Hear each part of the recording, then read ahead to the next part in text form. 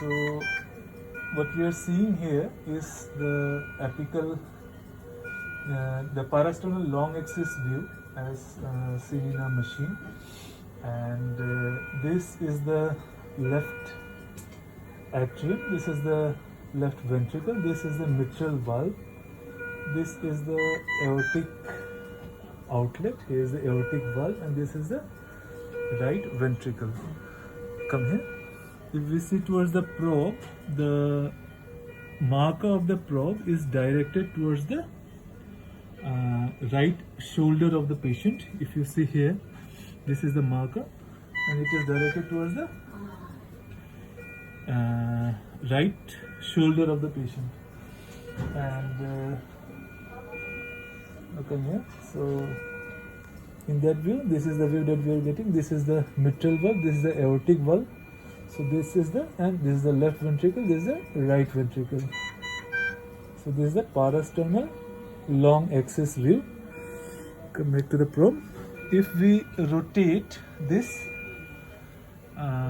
pointer of the echo probe to almost like 30-degree clockwise, the view that we will get here is the right ventricular inflow tract view.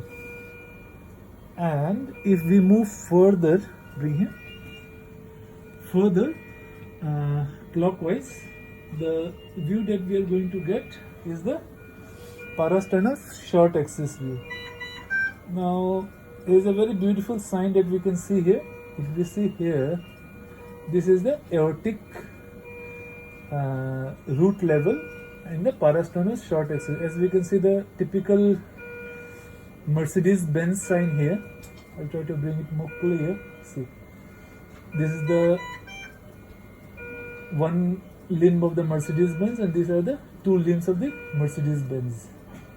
So this is the aortic level in the parasternal short axis view. If we, yes, see, this is the Mercedes-Benz, you can see. That's it. This is the Mercedes-Benz. If we come further down,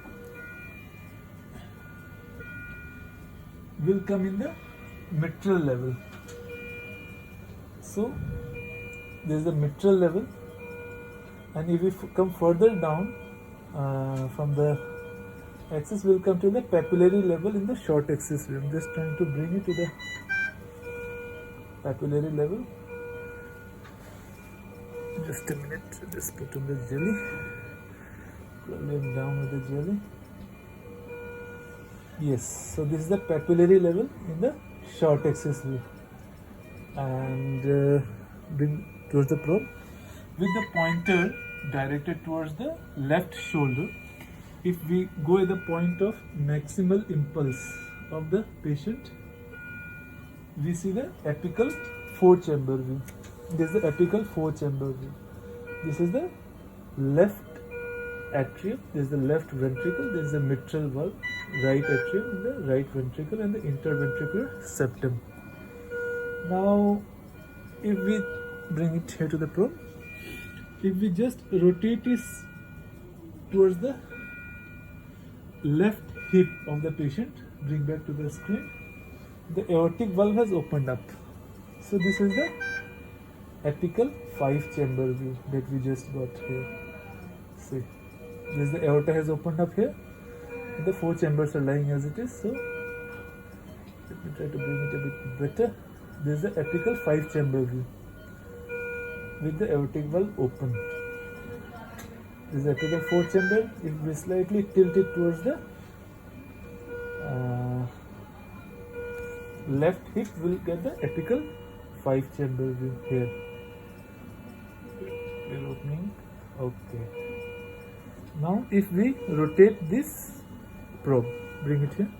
If we rotate this probe only by 30-degree counterclockwise, like this, we get the apical two-chamber view. Only the two chambers are visible by 30-degree counterclockwise rotation, so the apical two-chamber view.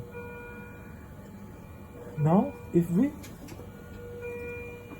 come back again, like almost 2 centimeters below the xiphoid process,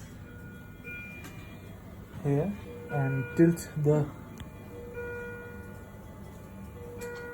probe towards the ventricles, we'll find the apex, which is the apical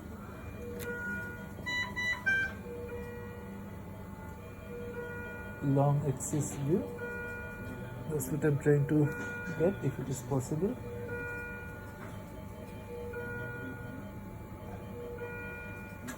And if we just rotate slightly,